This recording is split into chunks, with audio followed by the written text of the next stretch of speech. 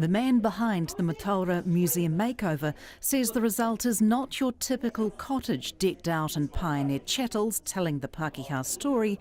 Instead, the focus is on keeping it fresh with interactives and 6 monthly rotations.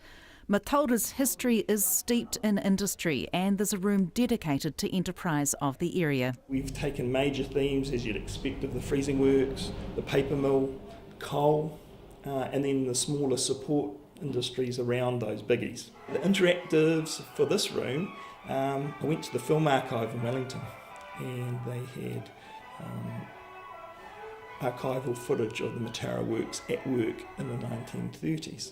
So we grabbed that, edited it down into fun clips, showing the solo butchers, how they dealt with the byproducts, the carcasses going off and being put in slings into the holds of ships off to England, and then compared it with current footage of the robotics and the sheep changes before they closed. A major part of the $250,000 project was the digitisation of the collection, which now can be viewed online through New Zealand Museum. One story that shows the strength of the exercise is that of local man Stan White. As a teenage boy, worked in the Mataura freezing works. He packed these livers, he's a bit of a dag. He wrote his name, address, please write to me, put it on top of the liver billies. They were frozen and sent to England. A health officer checked the consignment, found Stan's notes and wrote back to him. We have this wonderful set of correspondence between the two men. Aubrey led in talks about what it was like in England during the war, to live through the Blitz, rationing, what it was like rebuilding London and surrounds after the war. We put the letters online, and Aubrey's son Jeff found them. When his dad died in the late 60s, Jeff's brother-in-law chucked all his dad's papers out, so he didn't have anything to remember his dad by.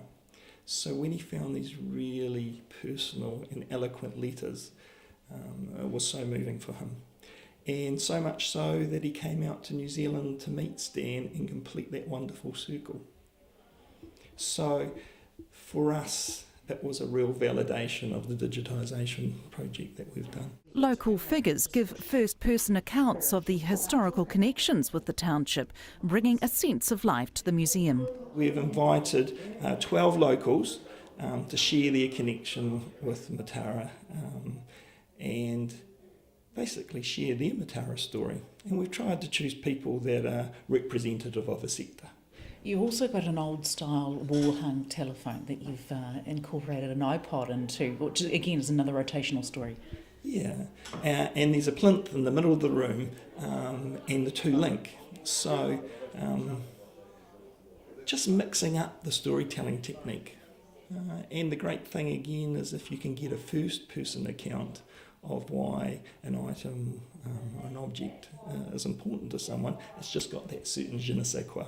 The 50-metre square Clematis cottage was built in 1883 and purchased by Jim Spooner in the mid-20s. He raised his 8 children there as a solo father, later selling the property in the 80s. The two cottages were built at the same time, and you have this great before and after snapshot without us having to take any photos. This building, we stripped it to bits, rebuilt it, and insulated it, re-roofed, did everything that you would expect to make it safe to house heritage objects in. Lovely cottage gardens, heritage fruit trees. What we wanted to do was create a sense of energy, colour and fun. So the cottage garden and the wonderful flowers achieved that, and the wildflower garden out the back. And we're surrounded by old orchards. So we thought we would take that theme and have planted a series of fruit trees, espalier style, to surround the wildflower garden. And it's looking stunning. On-site storage was an essential component to keeping rotational pieces safely kept, and thousands of work hours have gone into packing the collection. Today's soft opening was a chance for David and his dedicated team of volunteers to reintroduce the museum to community supporters ahead of its official opening on Saturday, coinciding with Southland Heritage Month. Margot Sutherland, South Today News.